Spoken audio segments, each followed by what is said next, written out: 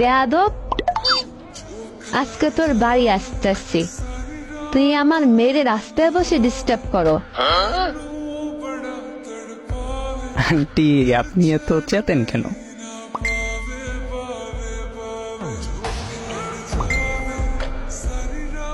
তোরে পাইলে জুতা দিয়া দিমু, হারামজাদা।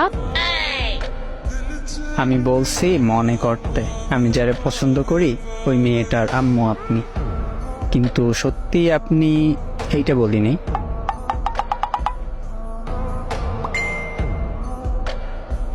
তাহলে কষ্ট পাইলাম আন্টি আপনার কথা শুনে। আচ্ছা বাবা বলো। না থাক। আমি ভাবছি আমার মেয়ের কথা বলছে, এখন বলো কোন মেয়েকে পছন্দ করো? যা বোঝার বুঝলাম। না বাবা বলো। কপালে জল্লাদ শাশুড়ি আমার।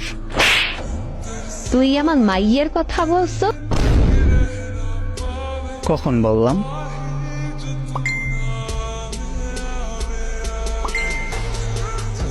শোনেন আন্টি, দাঁড়া আসতেছি, আর কিছু শুনবো না, তোদের বাড়ি আসতেছি, আজ তোর একদিন আর আমার একদিন। আরে আন্টি আমি আপনার মেয়েকে কিছু বলিনি। শোনেন না, আপনার মেয়ে আমার বউয়ের মতো। থুক্কু বেয়াদব। বোনের মতো। আচ্ছা একটা প্রশ্ন ছিল আন্টি। আমি আগে থেকেই জানি তোর মতো বেয়াদব ছেলে এই এলাকায় নাই। কি বলবি বল। কে যেন একটু আগে বলছিল আমি নাকি ফেরেশতা একেবারে। কথাটা মনে হয় নিত্যিয়া বলছে।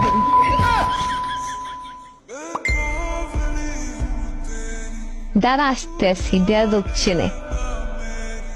আচ্ছা আসার আগে একটা উত্তর দেন তো। কি? আপনার মেয়ে আপনার এর মতো, এইটা বুঝলাম না। আমার মেয়ে এখনো দুধ খায়।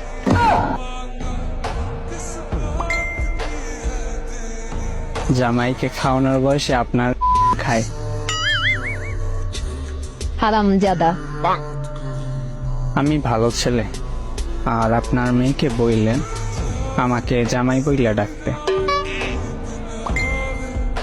তা না হলে তো বুঝেন এলাকায় হাঁটতে পারবে না, ঘরে নিয়ে আসবো। শুয়ারের এই পচা কথা বলেন কেন? আমি একটাও বলিনি। বাই, আপনার মেয়ের জামাই আমি, সম্মান করবেন।